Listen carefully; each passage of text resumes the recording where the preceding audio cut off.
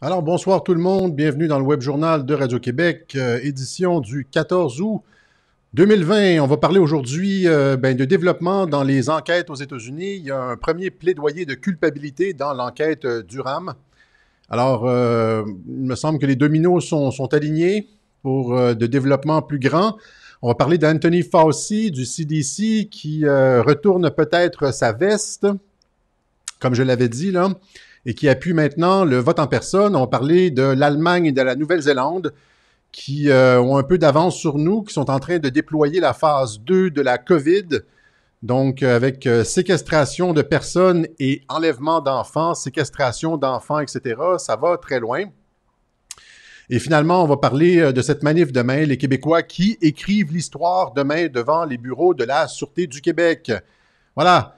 Alors, donc c'est ça, il y a cet avocat du FBI, certain Kevin Klein-Smith, qui a plaidé coupable à des accusations d'avoir menti au FBI, modifié des informations confidentielles. Je vous fais écouter en premier lieu le président Trump qui annonce le plaidoyer de culpabilité de Klein-Smith. We have some very interesting news. Kevin Klein-Smith, a corrupt FBI attorney who falsified Pfizer warrants. Alors, Klein-Smith qui est corrompu, qui a falsifié des mandats d'écoute électronique, comme on vous dit à Radio-Québec depuis 2 ans.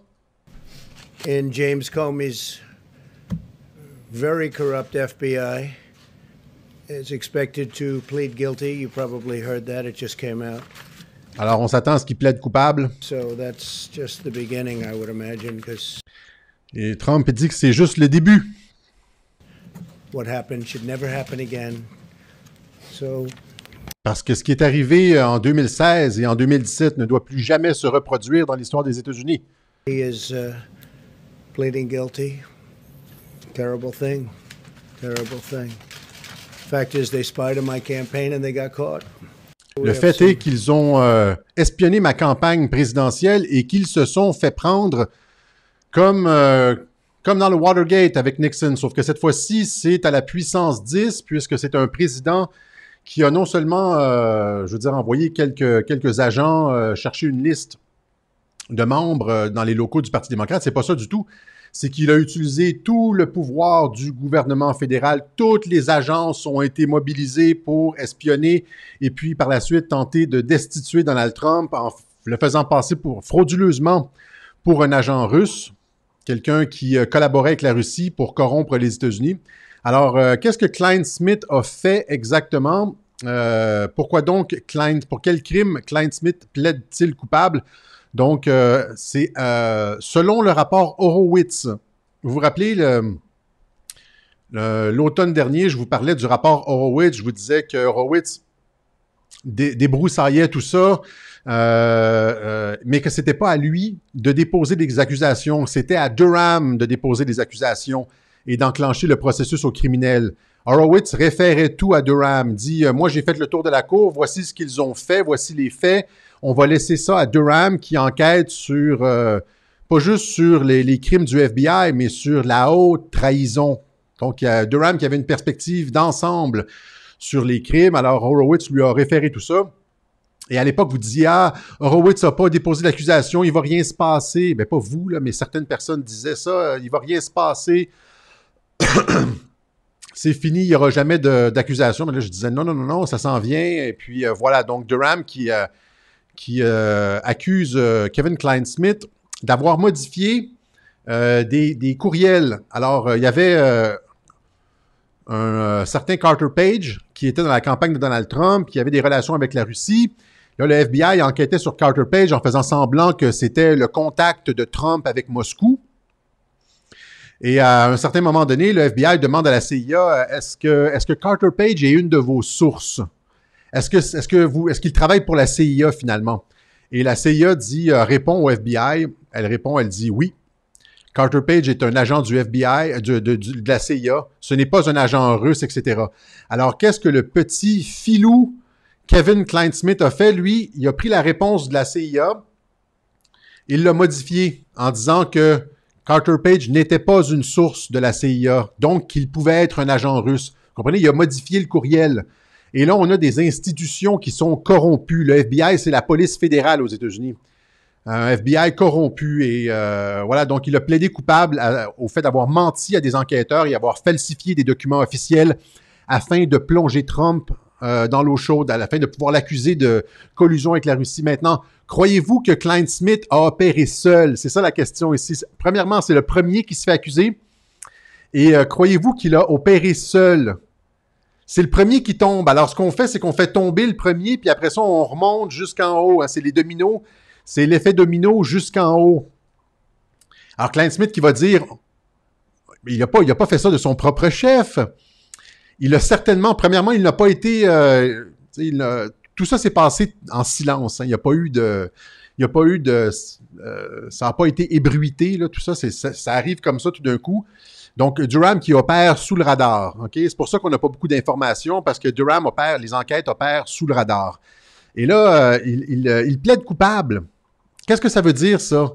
Ça veut certainement dire qu'il a négocié avec le département de la justice un plaidoyer de culpabilité en échange d'une charge réduite. Il fait partie d'une tentative séditieuse contre le gouvernement, contre l'administration Trump. C'est un travail d'équipe, là. Il y a le directeur du FBI, le numéro 2, McCabe, etc., James Comey. Lui faisait partie un rouage dans une machine qui a tenté de destituer Trump. Alors, s'il plaide coupable à une charge, il ne plaide pas coupable pour trahison, alors que c'est potentiellement passible de trahison. Il plaide coupable à une charge plus petite parce qu'il collabore. OK? J'ai déjà dit qu'ils avaient toutes les informations avec ce qui a été déclaré sous serment à huis clos devant le Congrès. Le département de la justice a déjà toutes les informations. Alors, donc, c'est ça. Kevin Klein Smith qui tombe, qui plaide coupable, et ça va produire, évidemment, un effet domino qui va remonter jusqu'à Andrew McCabe, le numéro 2, celui qui a remplacé le numéro 1, James Comey, qui a été renvoyé par Trump, le numéro 1 du FBI, et James Comey jusqu'à James Clapper, jusqu'à John Brennan, jusqu'à Joe Biden et finalement jusqu'à Barack Obama. L'effet est irréversible. Les informations sont déjà disponibles. Ça fait 2 ans que j'en parle. Là, je vous montre un clip de Trump qui, la semaine dernière, le disait ouvertement. Ils ont espionné sur ma campagne. C'est passible de haute trahison. Ils nomment des noms. Obama, Biden, Clapper, Brennan, Comey.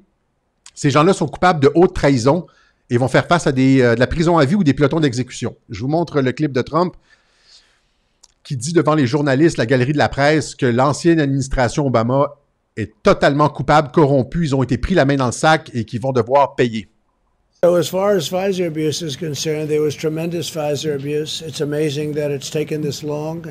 Alors, il y avait énormément de Pfizer abuse. Pfizer, c'est des crimes concernant les mandats d'écoute électronique contre la campagne de Donald Trump. Il dit ça, c'est incroyable que ça ait pris autant de temps que ça. Vous comprenez ici que ça arrive en pleine campagne électorale, c'est-à-dire que c'est bien joué quand même. Trump s'en plaint un peu, mais c'est bien joué. Knows that it's been proven very substantially, not only Pfizer abuse, changing documents and putting documents in front of the Pfizer court. Alors, ils ont modifié les documents, sont allés obtenir des mandats d'écoute électronique devant les juges avec des documents frauduleux, modifiés, mensongers, pour espionner Trump, pour tenter de le destituer, pour le faire passer pour un agent russe. Courts that are disgraceful that they could have done it. And the fact is, we caught Joe Biden, President Obama, the whole group. Le fait est que on a attrapé la main dans le sac Barack Obama, Joe Biden, toute la gang. Look at Brennan and Comey and Clapper, the whole group. We caught them spying on our campaign. Toute la gang, Clapper, Brennan, Comey, Biden, Obama, ils ont tous espionné sur ma campagne et on les a attrapés. An illegal act like no other illegal act. This was treason. Dans un acte illégal comme il n'y en a jamais eu dans l'histoire des États-Unis. Et ça, c'était de la trahison, il dit, de la trahison. This was at the highest level of treason. C'est de la trahison au plus haut niveau. The highest level of treason. Ça va péter bientôt. And Obama and Biden got caught spying on my campaign using intelligence agencies of the United States government to do it. Alors, ils ont utilisé le FBI, la CIA pour leur propre gain, pour leur bienfait, pour obtenir un avantage politique. Il l'a dit, ça c'était la semaine dernière. Et donc, il disait ça la semaine dernière. Et là, il n'y a plus aucun journaliste qui dit « Trump fait des accusations sans preuve ». Non, non, non. Les accusations sont en train de tomber cette semaine. C'est ça qui est en train de se passer. Before and after the election. So before the election, then after I won, they continued. Alors, ça s'est passé avant et après l'élection. Après l'élection, ils ont continué. Voilà. Donc, c'est ce qu'on vous dit depuis un certain temps à Radio-Québec. Ça s'en vient, c'est inévitable. Les documents sont déjà sortis. Maintenant, ça, c'est seulement qu'une des deux enquêtes pilotées par William Barr. C'est-à-dire qu'il y a d'un côté l'État profond, les démocrates et les médias sont complices dans tout ça. Hein. Ils vont se faire accuser aux autres. Il y a des journalistes qui vont se faire arrêter parce qu'ils ont participé à la tentative de destitution du président Trump. Donc, il y a deux enquêtes présentement auxquelles fait face l'État profond. Il y a cette enquête justement pour la haute trahison de l'administration Obama. Puis après ça, il y a toute l'enquête Epstein qui accuse, il y a des documents, je n'ai pas la capture d'écran, j'ai oublié de la mettre, là, mais qui démontrent que Bill Clinton est allé sur l'île pédophile de Jeffrey Epstein et puis qui sont accusés. Et puis, donc, il y a ces deux enquêtes-là. Il y a l'enquête Epstein d'un côté, puis de l'autre côté, il y a l'enquête sur la haute trahison de l'administration Obama. Voilà, donc, Kevin Klein-Smith est le premier domino à tomber. Vous comprenez que, encore une fois, en tant que bon ministre de la Justice, il y a un ordre pour dérouler les événements. Et on fait tomber premièrement un premier domino, puis après ça, tout le reste suit. Il y a probablement eu un plaidoyer de culpabilité en échange d'informations. Et voilà, donc, à partir du moment où est-ce qu'il y en a un qui a plaidé coupable, ils sont probablement, je veux dire, c'est presque automatique qu'ils vont tous être accusés et tous être reconnus coupables. OK? Voilà. Alors, c'est le début. Maintenant, la phase 2 du COVID. Donc, la Nouvelle-Zélande qui crée des centres de détention sanitaire pour la COVID. Alors, maintenant, tous les nouveaux cas de COVID-19 en Nouvelle-Zélande seront gérés dans des installations d'isolation. C'est-à-dire que si vous testez positif, on vous prend, les autorités sanitaires vous prennent et vous envoient dans des centres de détention COVID. Voilà. Alors, je vous montre... et là, vous n'aurez plus le droit de refuser de vous faire tester en Nouvelle-Zélande. Je vous montre un clip de la première ministre nouvelle-zélandaise qui dit « Les gens qui refusent de se faire tester seront gardés dans ces centres d'isolation-là. » That I wanted to, I've got a number of questions about people refuse, what do we do if someone refuses to be tested? Well, they can't now. Elle dit, qu'est-ce qu'on fait si quelqu'un refuse de se faire tester? Elle dit, maintenant, ils peuvent plus refuser de se faire tester parce que s'ils refusent de se faire tester, on les envoie dans des centres de détention puis ils restent là 14 jours en quarantaine. Someone refuses in our facilities to be tested, they have to keep staying. So they won't be able to leave after 14 days. Ils ne pourront pas quitter après 14 jours tant qu'on les teste, tant qu'on continue pas à les tester, tant qu'ils refusent de se faire tester. To stay on for another 14 days. So it's a pretty good incentive. You either get your tests done and make sure you're cleared, or we will keep you in a facility longer. Alors, vous êtes mieux d'accepter de vous faire tester, sinon on vous garde dans les centres de détention COVID. Voilà. Voyez un peu la dictature qui se déroule. Alors, on ne peut pas juste rester les bras croisés, puis c'est pour ça qu'il faut manifester, parce que ça arrive un peu partout, ça arrive en Europe, ça arrive en Nouvelle-Zélande, on voit les choses se produire, et on sait qu'avec Arruda, ça va arriver ici, ça va arriver en France. Ils testent les systèmes un peu partout, la réaction des gens, et finalement, ça arrive jusqu'ici avec un certain délai, mais ça arrive, ça va venir jusqu'à nous. Ici, Die Welt, le journal Le Monde en Allemagne, qui dit... Corona quarantine, les autorités sanitaires ont menacé de séparer les enfants dans les maisons en Allemagne. Alors, il y a une nouvelle directive en Allemagne qui dit, même si Corona est suspecté, pas juste vérifié, mais suspecté, les enfants doivent être isolés au sein de la famille. En cas de non-respect, le bureau a même menacé de retirer les enfants de moins de 11 ans de la famille. Ces ordres officiels font désormais sensation. Alors, si vous... Dès que, par exemple, s'il y a comme dans une classe à l'école, s'il y a un enfant, un des collègues, un des petits amis de votre enfant qui a été COVID, votre enfant est automatiquement suspecté COVID. Alors là, à la maison, il doit être isolé. Il doit non seulement porter le masque en tout temps à la maison, mais rester dans sa chambre, éviter le contact avec tous les autres membres de la famille. Hein? Ici, on nous indique,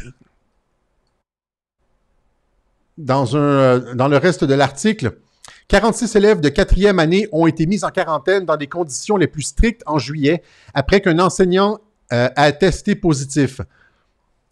Les tuteurs légaux de l'enfant ont alors apparemment été priés de laisser l'enfant porter une protection buccale et nasale lorsqu'il entre en contact avec d'autres personnes chez lui.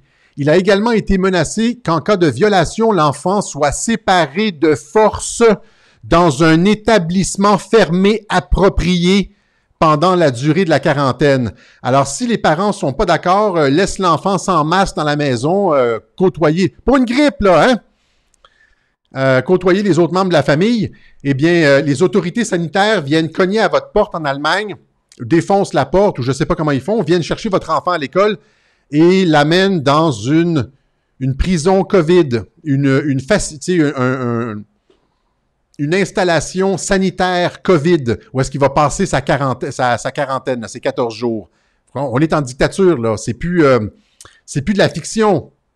C'est plus de la fiction. C'est pour ça qu'il faut sortir dans la rue. C'est pour ça qu'il faut maintenant agir.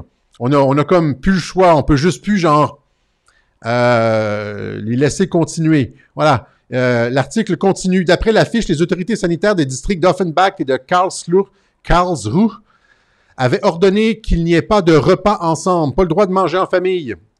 Ils ont également menacé les parents qu'en cas de violation de la loi, l'enfant serait hébergé dans un établissement, c'est ça, pendant la durée de la quarantaine. La lettre disait « Votre enfant doit éviter tout contact avec les autres membres du ménage en assurant une séparation temporelle et spatiale. Pas de repas ensemble. Si possible, votre enfant doit rester seul dans une pièce séparée des autres membres du ménage. » Vous comprenez ici qu'on attaque les enfants et que cette volonté de briser la famille a toujours été un des objectifs centraux des mondialistes. Depuis à peu près un siècle, on tente de briser la famille. Et là, je suis vraiment triste parce que j'avais j'avais téléchargé une vidéo d'une adaptation cinématographique du livre d'Arthur C. Clarke qui s'appelle Childhood's End, ou en français, Les enfants d'Icare.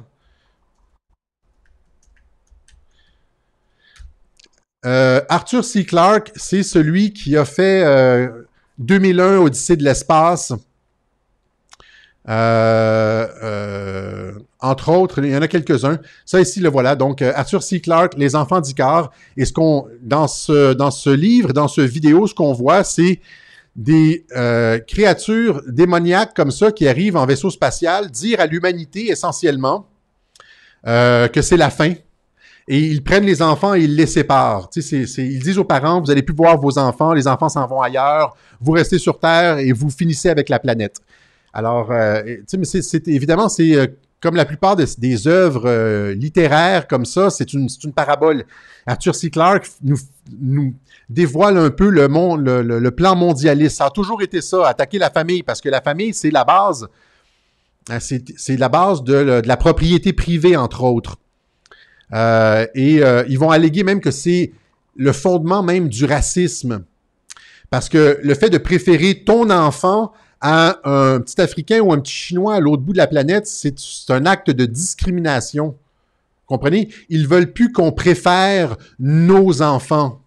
Ils veulent séparer les enfants des parents. Ils veulent une société où détruire ce qu'on appelle la filiation. Vous comprenez? Le parent-enfant, père-fils, mère-fille, la filiation, la transmission. Si tu veux créer un monde nouveau, c'est ce qu'ils veulent créer un monde nouveau, tu dois créer un homme nouveau. Un homme nouveau doit nécessairement se débarrasser de tout le poids du passé, la tradition, même la langue, la culture. Tu dois le reprogrammer à zéro. Et pour réussir à reprogrammer à zéro, avoir un homme nouveau, on doit briser la génération, la généalogie. Et là, ils commencent à nous habituer à ça, hein? Séparer les enfants, les gens qui vont accepter ça, c'est fini. Ce sont pratiquement plus des humains au sens où vous et moi, on l'entend. Comprenez? Ils nous disent comment faire l'amour avec un masque en s'insérant les parties génitales à travers un mur, là, comme en Colombie-Britannique, le Glory Hole. Ça n'a plus d'allure jusque où ils vont. Ils sont comme... les cons, ça ose tout, mais c'est plus que ça, là. C'est... le plan, je comprends pas comment ça fait que les gens ne s'en rendent pas compte. Le plan, là, c'est énorme. OK? Tout ça pour une grippe. Comme je vous le dis, tout ça pour une grippe. Le COVID a tué 15 enfants de moins de 20 ans ou de moins de 15 ans aux États-Unis. Hein? Les statistiques, là. 15 children have died of coronavirus since February, while 13,000 kids died of all other causes. Donc, 13 000 enfants sont morts de toutes les autres causes, cancer, etc. Mais seulement 15 enfants aux États-Unis sont morts du coronavirus.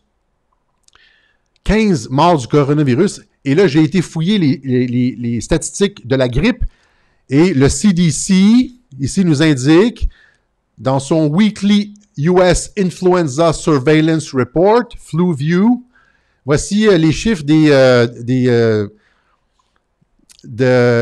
pediatric death, hein, les morts pédiatriques, Influenza Associated Pediatric Deaths. Et là, on le voit, pour la saison 2019-2020, il y a eu 187 morts d'enfants. Vous pouvez retrouver des unes de CNN où est-ce qu'on le chiffre à 104, après ça à 113 au mois de février. Je les ai trouvées, ces unes-là. Mais à la fin de l'année, il y a eu 187 morts de la grippe, d'enfants qui sont morts de la grippe aux États-Unis et seulement 15 du COVID. On sait que le COVID est à peu près 10 fois moins dangereux que la grippe pour les jeunes enfants, que le COVID n'affecte que les personnes avec des problèmes de santé graves et où les personnes au-dessus de 80 ans, la population générale n'a rien à craindre de cette maladie. Mais là, on va venir chercher vos enfants. Vous allez devoir les isoler. Si vous ne les isolez pas, on va venir vous les voler et les envoyer dans des centres de détention COVID. On est rendu là. Alors, vous voyez qu'est-ce que c'est la Nouvelle-Zélande, l'Allemagne, qu'est-ce qu'on est en train de déployer? C'est une mesure totalitaire après l'autre. Ici, vous voyez, un employeur pourrait vous forcer à télécharger l'application COVID, hein, c'est-à-dire votre téléphone, on n'a plus besoin de prison essentiellement. Hein, c'est comme dans le meilleur des mondes, là, on nous dit les gens aimeront leur servitude. Le monde totalitaire parfait est un monde dans lequel les gens, il n'y a pas de prison parce que les gens sont heureux d'être des esclaves. Ils apprécient leur servitude, c'est ce qu'on appelle une cage dorée. Hein? Tu as le nouveau iPhone, le nouveau iPhone Pro, etc.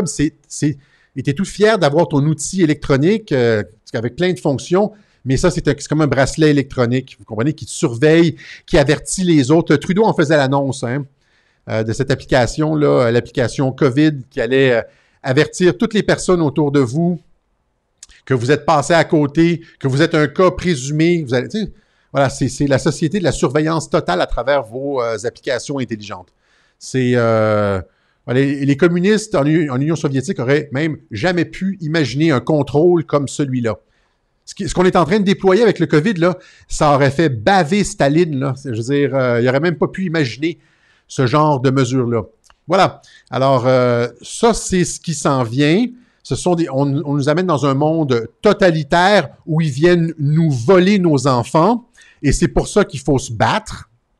C'est pour ça qu'il va falloir réfléchir à c'est quoi la stratégie lors de la rentrée scolaire. Est-ce qu'on envoie nos enfants à l'école? Moi, je vais vous dire tout de suite que je vais aller à l'école lors de la première journée et que je vais dire à l'école de mon fils qu'ils n'ont pas le consentement pour un vaccin, ils n'ont pas mon consentement pour le tester COVID, ils n'ont pas mon consentement pour un certain nombre de choses comme ça. On va articuler ça un petit peu plus précisément la semaine prochaine, mais il va falloir que vous vous déplaciez à l'école et que vous mettiez en demeure les autorités scolaires leur demandant de ne pas toucher, non pas leur demandant, les sommant de ne pas toucher à vos enfants.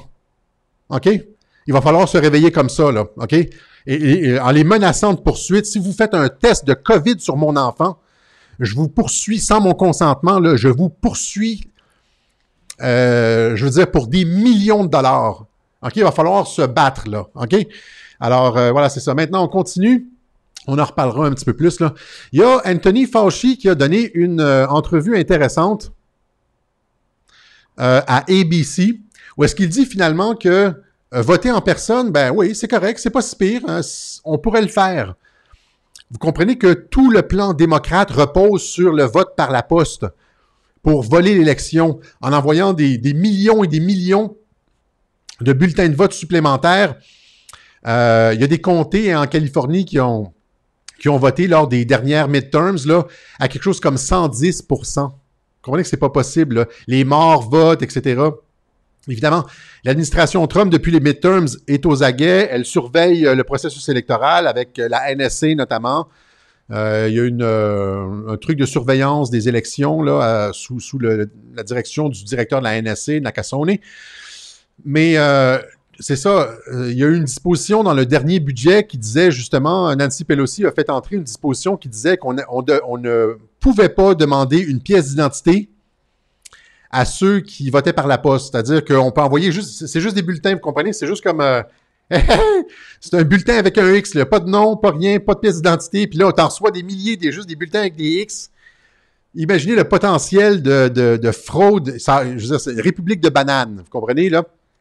Tu sais, les dictateurs en Afrique, là, où, encore une fois, auraient rien à envier à ce genre de processus électoral. Là. Vous comprenez qu'on est rendu dans un monde complètement fou, là.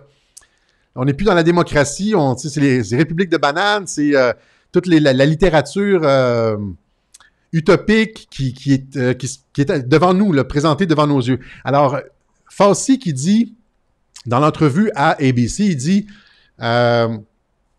I think if carefully done, according to the guidelines, there's no reason that I can see why that not be the case. OK? Donc, qu'on pourrait pas faire justement un vote en personne. Il voit pas comment on pourrait éviter de faire un vote en personne si on suit toutes les règles. Tu sais, comme la distanciation sociale, les bureaux de vote avec des petits X à toutes les 2 mètres, puis tout ça, puis tout le monde porte son masque, puis...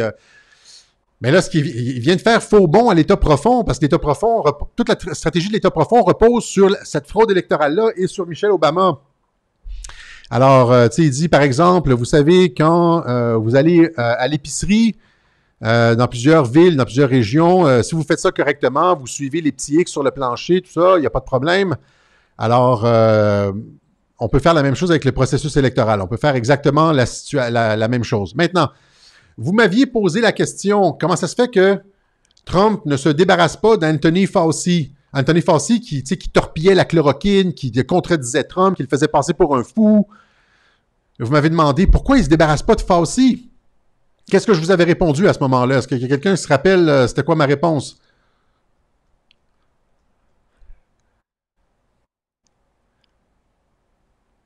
Mais la réponse c'était que Trump le garde près de lui et éventuellement, il va l'utiliser à sa faveur. Il va le retourner, il va l'amener dans le bureau ovale, puis exactement, le contrôler. Il va amener un pion, exactement. Il va l'amener dans le bureau ovale, puis il va lui dire, regarde Fauci, là, t'as commis ce crime-là, t'es passible de crimes contre l'humanité pour avoir caché la chloroquine. T'as fait ci, t'as fait ça, tu l'as approuvé en 2005, maintenant tu dis que c'est pas efficace.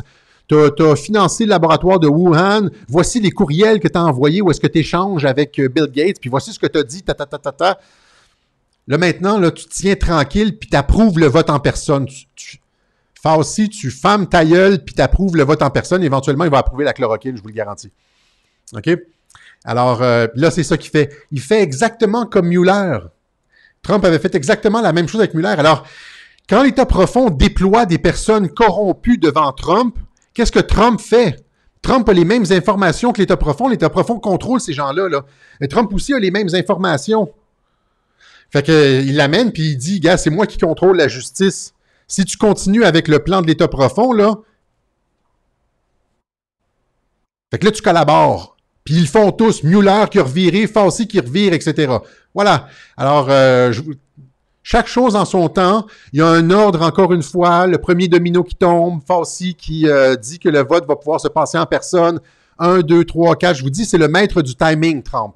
OK? Alors, ça ce sont des bonnes nouvelles. Maintenant, je vais vous montrer un extrait on est rendu à 30 minutes, je vais vous montrer un extrait d'un super, c'est la bande-annonce d'un non, Trump n'égale pas jésuite, OK, 4 subconscients des forges, là. J'ai déjà montré Newt Gingrich qui dit que Trump n'a rien à voir avec les sociétés secrètes, c'est un outsider, c'est pour ça qu'on veut pas de lui. J'ai montré aussi les vidéos de Julian Assange qui dit Trump est un outsider, on n'aurait jamais permis à Trump de gagner la présidence parce qu'on peut pas le contrôler, etc., etc. Lâchez, c'est ridicule, là, ça devient ridicule. OK, alors, un vidéo qui montre de Appel à la liberté.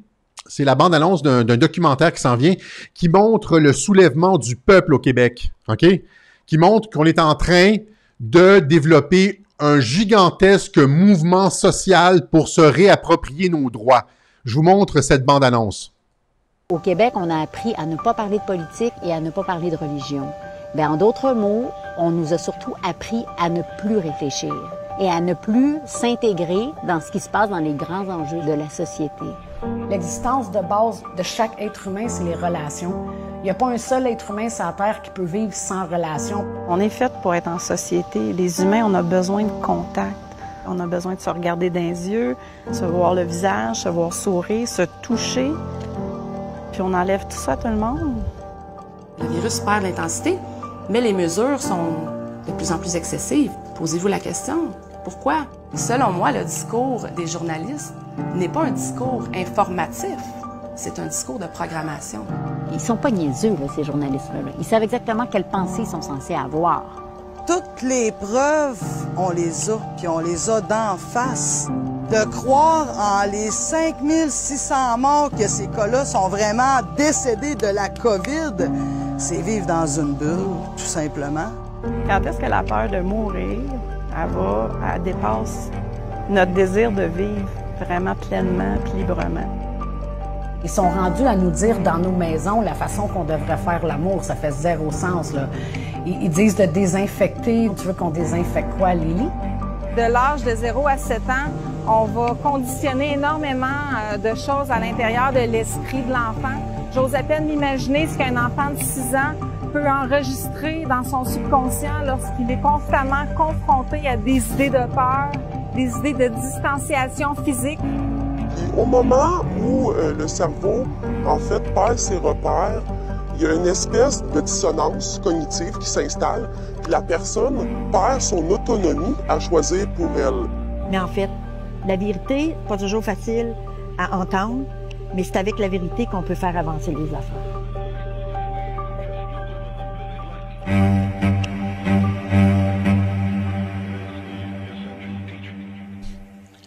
Alors, bravo, Appel à la liberté pour ce documentaire qui va sortir. Vous comprenez qu'on a énormément de momentum depuis la manifestation samedi dernier à Montréal. Les autorités attendaient peut-être un 5-7 000, mais là, vous avez vu la mer, le torrent de personnes qui se sont déployées au centre-ville. La troisième plus grosse manifestation des 15 dernières années à Montréal, au Québec. Et là, ça fait peur. Là, ça a fait peur aux autorités. Ça a fait un boom. Et là, ils déploient tous les agents sur le terrain pour essayer de torpiller ce mouvement de, d'émancipation du peuple, hein, ce mouvement de liberté. Nos ancêtres se sont battus, eux aussi, pour la liberté. Et là, c'est au tour de notre génération, hein, de se battre pour nos droits, pour la liberté. C'est important de ne pas laisser tomber à partir de maintenant. Voilà.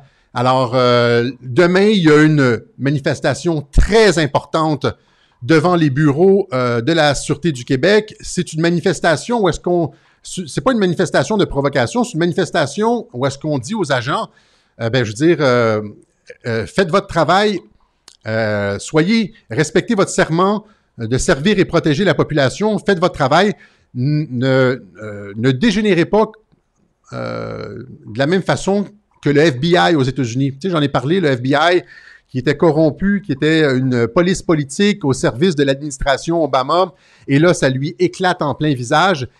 Le but, c'est de dire à la Sûreté du Québec, bien gentiment, en tout respect, respectez votre serment et protégez la population.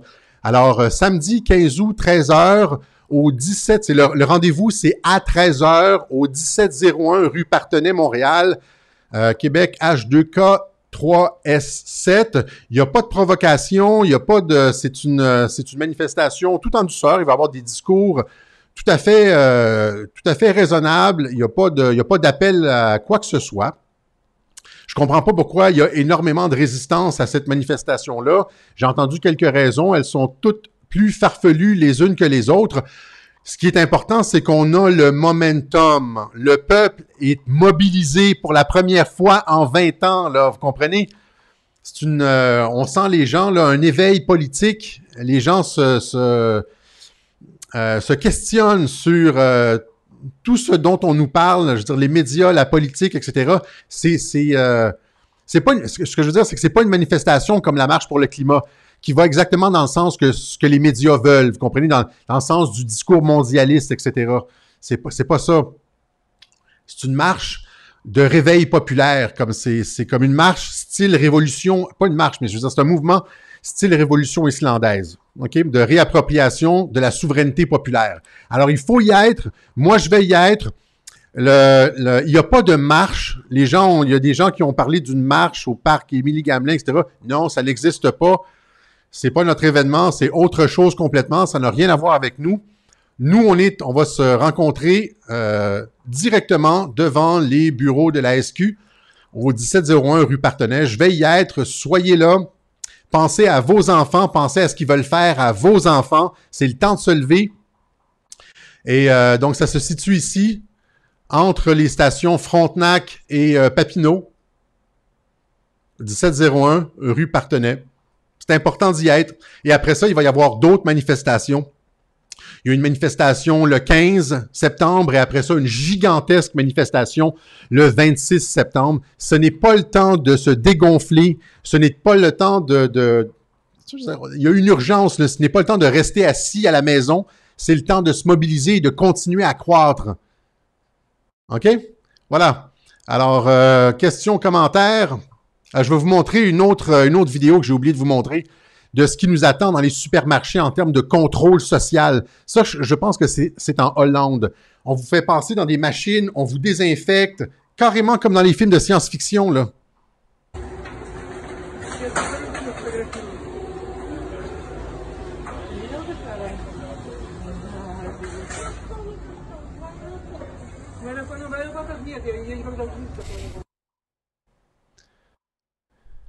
Voilà. Alors, moi, je suis déçu. Il y a des gens qui tentent de diviser le mouvement, de nous affaiblir. C'est extrêmement décevant. Nous autres, on regarde par l'avant, on reste positif, on est branché sur l'enthousiasme. Et là, vous devez penser qui met des bâtons dans les roues, qui cherche la division. C'est certainement pas nous qui avons parti le mouvement. Voilà.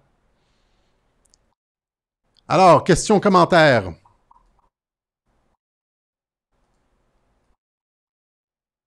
On va remercier, oui, les personnes qui ont fait des contributions à Radio-Québec. Merci beaucoup, donc, à tous ceux qui ont fait des contributions à Radio-Québec. Merci beaucoup. Ça nous permet de continuer à opérer, à faire des recherches et de maintenir cette belle aventure qu'est Radio-Québec. Ça nous permet aussi de faire un peu de trajet. On va se rendre la fin de semaine prochaine, on va se rendre à Chicoutimi, on va se rendre aussi à Québec. Il y a une autre manifestation à Québec organisée par José Turmel, je vais en parler la semaine prochaine, qui prépare justement la rentrée pour les enfants à l'école, donc avec des spécialistes qui vont parler de l'effet que ça cause, les masques sur les enfants et tout ça.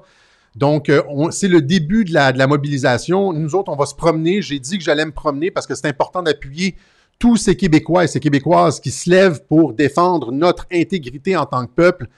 Alors, je ne pourrais pas, personnellement, là, je pourrais pas juste dire aux gens, sortez dans la rue, manifestez, il faut déchirer notre chemise, il faut, tu sais, ça n'a pas d'allure, tout ça, et moi-même rester dans mon studio, assis sur mes fesses à parler. Alors, je mets, comment on dit ça?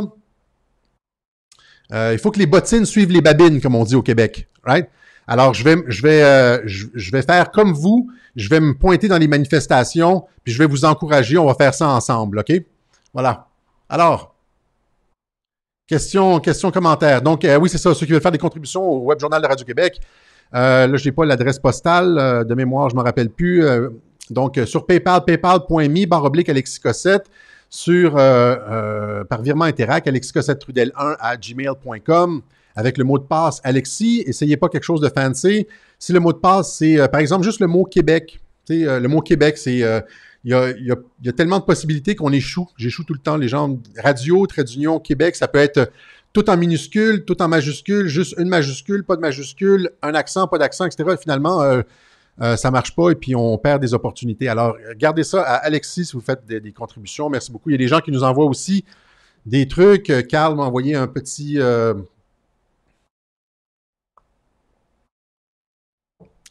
paquet avec des tasses Radio-Québec. Ça, c'est important. C'est autre chose que je voulais dire. Il y a des personnes qui veulent faire des t-shirts et des trucs, bon, des tasses Radio-Québec, etc. J'ai décidé de vous laisser faire ce que vous voulez avec ça. C'est-à-dire, les gens qui veulent imprimer des logos, je donne ça au peuple. Comprenez? Donc, les gens qui veulent imprimer des t-shirts Radio-Québec avec le logo, allez-y. Vous voulez faire des tasses Radio-Québec, allez-y. Vous pouvez les vendre. Gardez l'intégrité. Je demanderais juste que vous gardiez l'intégrité du logo, que ce soit comme que vous essayiez de garder l'intégrité du logo, parce que ça me tient à cœur. Et faire comme Daytane Gendron, qui nous envoie des dons occasionnellement. Elle nous en envoie comme 1 ou 2 $ par t-shirt, des trucs qu'elle vend. Donc, c'est comme une alliance entre... moi, je ne veux pas vendre des t-shirts, je veux pas m'occuper du matériel. Moi, je m'occupe des idées. Donc, allez-y, imprimez ce que vous voulez, vendez-les, puis pensez à nous, envoyez-nous un petit don une fois de temps en temps, 1 ou 2 $ par produit vendu, quelque chose comme ça. Je pense que tout le monde va en sortir gagnant. Moi, je passerai pas mon temps à gérer des inventaires, et puis vous autres, vous allez pouvoir développer ça comme vous voulez. Hein? C'est comme on se tient ensemble comme ça, vous faites ce que vous voulez, puis voilà. Un pour tous, tous pour un. Voilà. Alors, questions, commentaires. Kamala Harris, t'as quoi à dire là-dessus? C'est un choix étrange parce qu'il y a plein d'informations sur Kamala Harris, c'est-à-dire qu'elle serait vice-présidente, mais je pense qu'elle n'est pas un natural born citizen, comme on dit aux États-Unis. Elle est américaine, mais il y a une question concernant la façon, son certificat de naissance qui fait en sorte que si Joe Biden ou Michelle Obama venaient à prendre le bord, céder sa place, elle ne pourrait pas être éligible à devenir présidente parce qu'il lui manque quelque chose sur son certificat de naissance. Alors, c'est une candidature boiteuse. Elle a aussi énormément de passifs.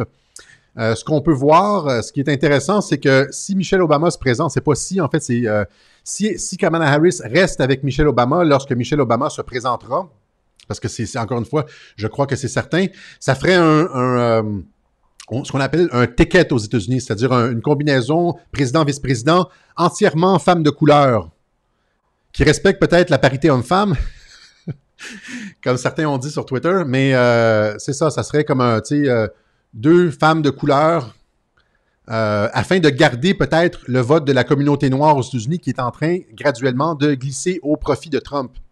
Trump est en train de faire des gains énormes là, dans la communauté noire.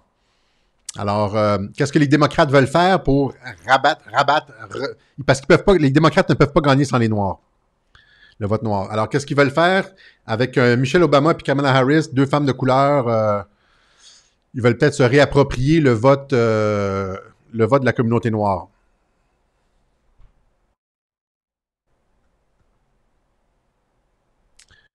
Quoi d'autre? La semaine prochaine, j'en parlerai de la rentrée scolaire. Je pense moi, je vous ai dit un petit peu ce que j'allais faire, mais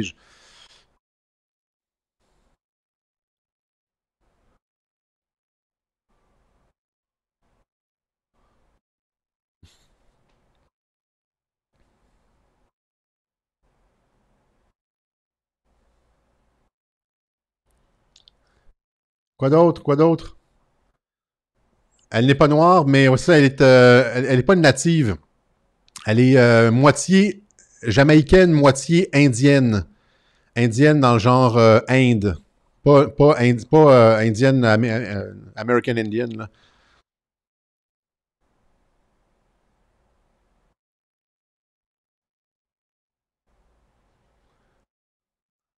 Quoi d'autre? Quoi d'autre? Parents indiens et jamaïcains, exact, voilà. Big Mike bientôt, c'est sûr. Moi, en septembre, moi je dis que c'est en septembre, là, Michelle Obama. Ils peuvent pas y aller avec Biden, le gars a des problèmes cognitifs sévères.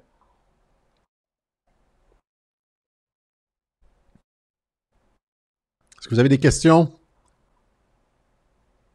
Et encore une fois, c'est ça, la candidature de Michelle Obama fait en sorte qu'une accusation contre Barack, tu sais, Trump a dit Barack Obama est coupable de haute trahison. Mais là, je l'ai déjà expliqué, si c'est Michel est dans la course, ils vont pouvoir dire que l'accusation contre Barack Obama, c'est pour torpiller un adversaire politique. Comme ils ont fait avec Biden, les accusations de corruption contre Biden, contre le fils de Biden, c'était pour frapper Joe Biden, alors que c'était de la vraie corruption, là. Ils vont faire la même chose avec Michelle Obama et Barack Obama. Ils vont essayer de dédouaner son mari par sa candidature. Il y a un accord de paix, c'est ça. Ben, j'ai pas vu entre Arabie Saoudite et Israël, c'est entre les Émirats Arabes Unis et Israël. Là, c'est encore une fois, ça va dans le sens du plan de paix dont j'ai parlé à l'automne dernier. Pas à l'automne, c'était au mois de janvier. On s'en va vers la paix sur Terre avec Trump. Je l'ai déjà expliqué, là.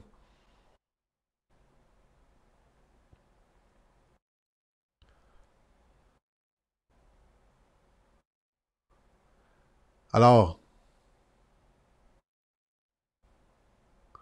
quoi d'autre, quoi d'autre? On est rendu à combien? 46, c'était plus court que d'habitude, hein? Qu'est-ce qui se passe?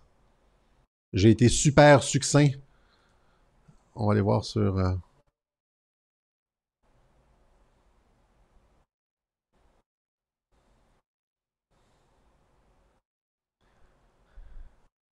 Est-ce que je suis rendu... Bon, écoutez, je vois pas beaucoup de questions pertinentes. Est-ce qu'on laisse ça ici? Ouais. Vaccin russe, j'en ai parlé. Les Russes ont été le premier à développer un vaccin contre la COVID.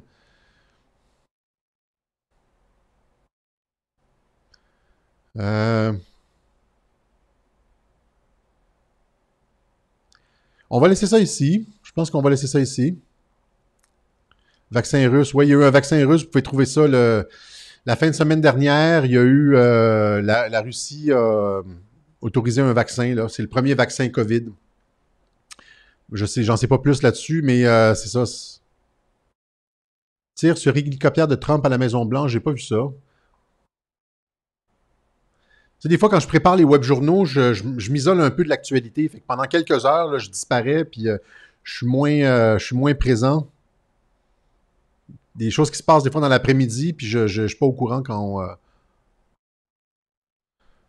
Point de presse du dissous, vaccin placebo. Ouais, j'ai déjà montré les vidéos où est-ce que Bill Gates dit le vaccin va être efficace 50% du temps seulement. C'est comme un placebo, là. 50%, c'est comme la météo. C'est quand on vous dit demain, il y a 50% de chance de pluie. Ça veut rien dire, vous comprenez, 50% de chance de pluie. C'est comme faire aucune prédiction. Puis vous remarquerez que il dit jamais 50% de chance de pluie. C'est toujours soit 40, soit 60. Il n'y a jamais 50% de chance de pluie. Parce que ça choque l'imaginaire des gens. Mais c'est pas une prédiction 50-50, là. C'est pas efficace comme prédiction 50-50.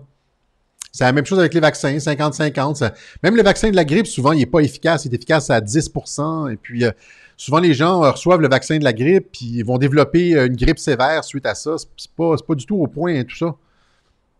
Puis ça, c'est la grippe, une maladie qui est bien connue depuis longtemps. Imaginez le COVID.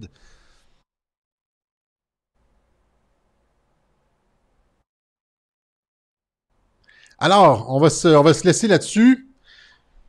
Je vous invite encore une fois demain à 13h devant les locaux de la Sûreté du Québec. On a déjà parlé avec les policiers. On n'est pas dans un mode conflictuel. On a déjà des contacts dans la police. Ils savent qu'on s'en vient. On s'en va pas faire de la casse, rien. On est déjà en contact avec eux. Ils vont être prêts. On n'est pas, on s'en vient pas casser la baraque là, du tout. OK? Mais c'est important de dire qu'on veut être protégé. Et on va faire ça demain, OK?